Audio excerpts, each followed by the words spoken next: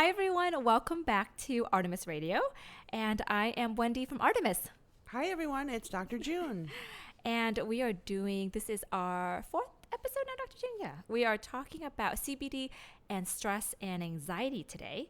In our first two episodes, we talked about what is CBD and all of our systems that basically play with it. And then on the second episode, we talked about dosing, method of delivery. So just in case if you missed that, but we'll touch up on that too in this episode as well. And a third episode, which is actually one of my favorites, we talked about Dr. June and her experience and what brought her here too. So anyway, so we're going to continue today with stress and anxiety.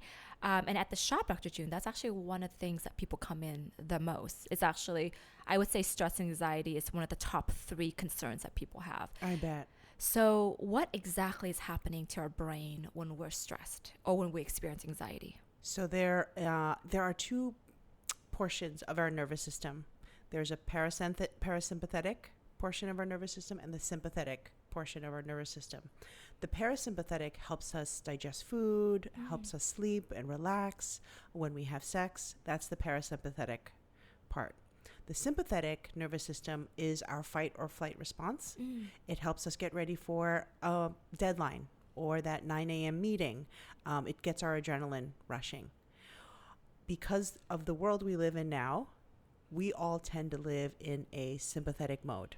We are always on a fight or flight response. We have our phones, things are moving very, very quickly, and our bodies really don't know how to balance. Our nervous system there just is no equilibrium. There's no balance. So that's why we're always feeling stressed and we're always feeling anxious. Wow. So is that our bodies and that's what's happening to our brain as well?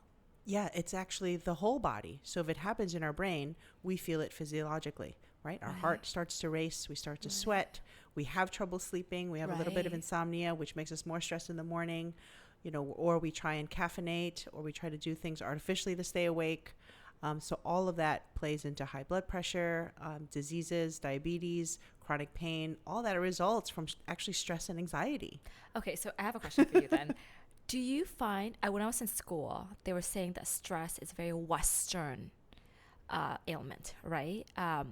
Do you find it now? There's more studies saying that in Eastern cultures, like Japan and Asia, that is a concern now too? Absolutely, especially now that work cultures have changed, especially with the internet bringing the world smaller and closer together, and we're all so interconnected. Things are moving fast-paced in both work life, social life.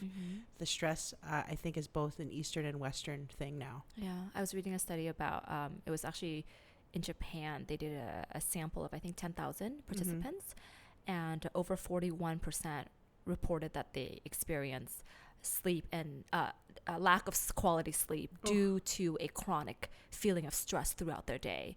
And then they're like you said, they're unable to get up the next morning to do like over and over and over again. And that's something that I think they're trying to figure out a way to, alleviate or help. Well, that's the thing with stress is it starts off small, but when it starts to accumulate, then small things will get to you. I mean, it could be simple thing as your partner saying, well, what'd you like to eat?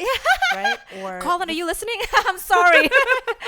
Right? Or the phone ringing, and then you're thinking about 10 different things that you have to do. So those small things become big things. That is such an interesting point. I think a lot of people, we just live with stress. So then we just go, that's just the way it is. And we don't realize that if we backtrack and unthread it, that it is the small things that become big things later. So in that sense, how would just the element of CBD interact with our bodies in regards to stress? Sure. So what CBD does is it works on the GABA receptors in the brain. And what GABA is, it tells our body, it's okay, you're safe, you can relax, you can, sort of shut down a little bit. And it basically coaxes the body to make more GABA. And that, in a sense, relaxes the body or helps it self-regulate. So when there's times of stress, you don't have to overreact, right? Or when there's times of no stress, you don't become like very depressed and sort of go under and shut down. So that GABA correlation, that GABA balance is what CBD actually helps with. Wow. Okay, so if that's the case, if someone was managing their stress, would you recommend them doing like microdosing with CBD on like a daily basis, or are they going to wait for an onset of like, like a deadline and then they'll take the CBD? Well, there's different ways to do it. Of course, if you have a chronic, stressful, and anxiety-ridden life, it's nice to have this preventative approach. So a low-dose CBD is great, but also adding exercise, of course, and self-care. When you exercise, we talked about the endocannabinoid system, our own body's natural cannabis system. When you exercise, that natural cannabis molecule, anandamide, actually increases. So you're self-regulating as well. So that's why exercise is good. A low-dose CBD preventative is good. And then you can always use sort of like a rescue CBD, a little bit of a higher dose or something that acts faster for those emergencies, for those times of panic. When a lot of patients come in, they said, I'm on Xanax or I'm on a benzo. Which is very, very addicting, very addicting. It's very hard to wean patients off of that. It's nice to look at CBD as an alternative or first-line treatment. So on that line, if someone was on something like that, would you recommend them wean, and they want to wean off, just say, would you recommend them just cut it off and wean cold turkey, or is it half of what their medication is plus CBD and then they slowly get off? Excellent question. It's always better to have them talk to their doctor, right. Obviously. You can take both, generally, you can take it together safely and then try and wean off slowly. Yeah, but it's not a one-size-fits-all for everyone. One patient might be very different depending on their history, depending on their stress, anxiety, panic, or other symptoms. So it is better to talk to the doctor first. We actually had, it was a very sweet lady who came into our store, and she's like, I heard about CBD and it helps me, or it's supposed to help with stress. And so we talked to her a little bit about that. And then she told us, she said that it was just the other day she was at work and she felt so stressed out that she felt like her body froze in place and she felt like her neck was cramping up. And I was like, oh my gosh, that's such a terrible way to live, in that sense of that's kind of built it up to that point.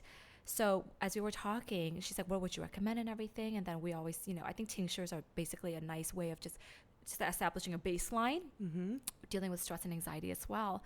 And then as she was talking about her, her back cramping up, Colin was talking to me and he's like, would you recommend like a topical or something?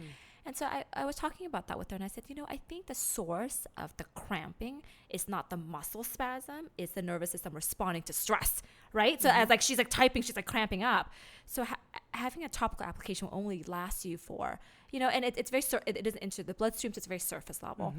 So we recommended, and we asked her if she was open to vaping, having a pen, because a pen is such a good way for an acute stress relief, right? So we talked to her kind of about that, and also like with a pen too. Like I find a pen as almost a little mini meditation period for you, because you're breathing in and then you're breathing out. So that's a moment that you have that's too for yourself, So we're telling her, like, if you can get away from the office a little bit and just step outside and just like, do that. But don't do it as in like, like just like a whole bunch of, you know what I mean? Like just huffing really fast. But like this is really your moment for you to actually like kind of calm, and also the CBD aspect of the pen will help too.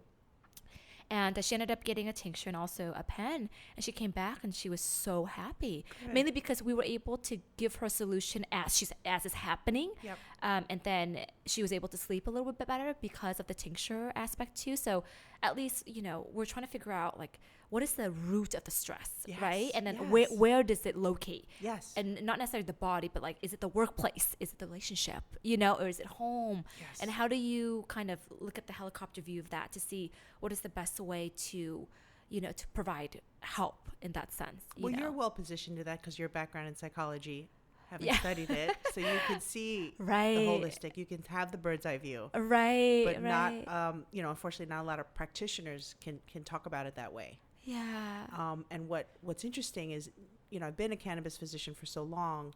What I noticed is that like a place like your own, a curated CBD shop, becomes an extension of health and wellness. So people come to talk about things like this. They feel comfortable at a CBD shop that's, of course, well-trained facility, nice facility, well-trained staff. And it's almost like a wake-up call to the health community, to other physicians, to other nurses, to other health practitioners, because patients are demanding more. Right. They want something else, more Right. natural. Right. And really, my colleagues should really pay attention. Wow. Yeah. I really didn't think about it that Yeah. way, you know, because Mhm. like I get frustrated going to anywhere, a pharmacy, you know, whatever, CVS, whatever it is. And like for me, like as I get older too, I deal with my chronic issues as well. And I'm looking more for a preventative, you know, care versus like I get sick and then I go and then I get treated. And it just becomes it feels very hopeless and very helpless because you're depending on the system to always treat you. Right. And now I'm like, no, I'm older now. I got to figure it out where I don't want to be in that position anymore. And a lot of our customers are literally like that. Right. So we're either the first stop or the last stop. So it's usually people who are coming in for the first time, being very curious about CBD and how they can help them in their situation, or the last stop, which is I've taken traditional, you know, medicine and it's not helping me, and how does CBD help me now? We don't really get the middle very much, where I think it's just that's more of a self-discovery phase where, you know, everyone goes through that and then they figure out where they want to land afterwards. But it's such an interesting experience just talking to everyone, realizing that everybody wants to get better. They just want to be empowered in those decision-making, you know, side. Right. You know, Right. and that's kind of it. So if it comes to, sorry, we went off on a tangent, but when it comes to back to stress and anxiety, how would you recommend dosing?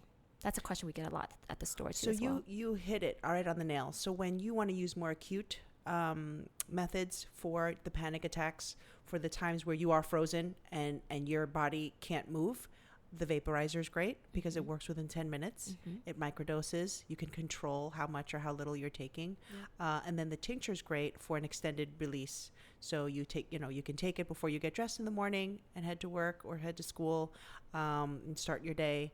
And then the vape also for nighttime. So if you need time you come back at the end of the day and you just can't shut off your day and the stress is building and you know you have to start to wind down and help you with better sleep hygiene, for example, and we'll talk about that another time, but decreasing anxiety at night, the vape pen comes into play again. And then, so for in the daytime to manage stress, would you recommend taking a lower dose than necessary at nighttime, or it just depends on the person, basically? It depends on the person. It depends on how you react to the CBD. And then you realize how you react by actually monitoring the progress of how your body interacts with CBD. Exactly. Right, because you wouldn't know until you actually see that. Exactly. You know? And so a big question that we get to at the store is, so how is it going to make me feel? Like, so I'm so stressed out, and then I take the CBD, like, am I going to be lifted on clouds? Like, how does it make me feel? And that's actually a really interesting question to tackle because everybody feels so different, right? Yes. Yeah. Yeah, and it really depends on how your body metabolizes it. But in general, most patients I notice they always say, I feel comfortable in my own skin again. I feel like I did some stretching or some yoga. It's very subtle, but I just feel a little calmer, but alert. So alert, not in a caffeinated way, but in a more calming way. If they take a little bit too much CBD, that they're over their threshold, they might be a little bit giggly. They might feel a little bit, not a bad a thing. little bit sleepy.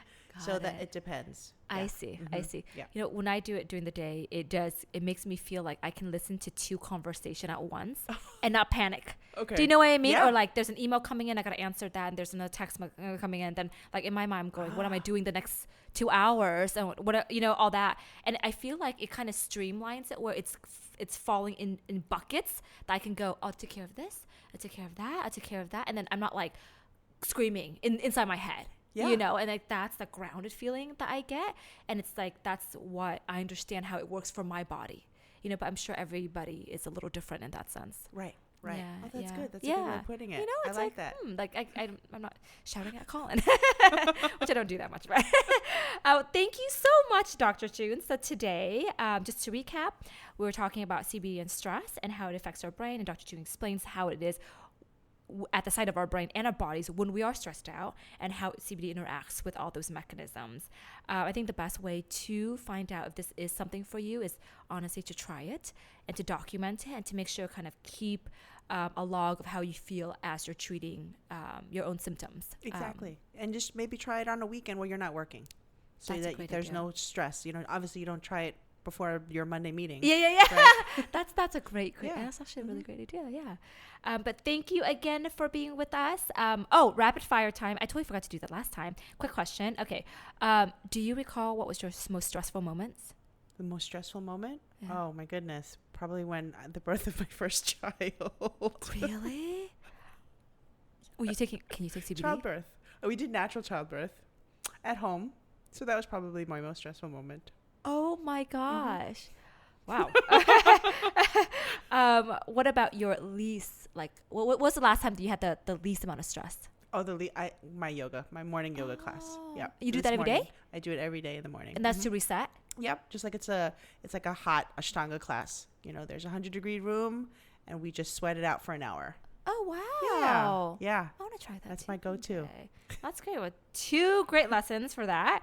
But thank you so much again for listening, and we will see you in the next episode. Thank you. Bye.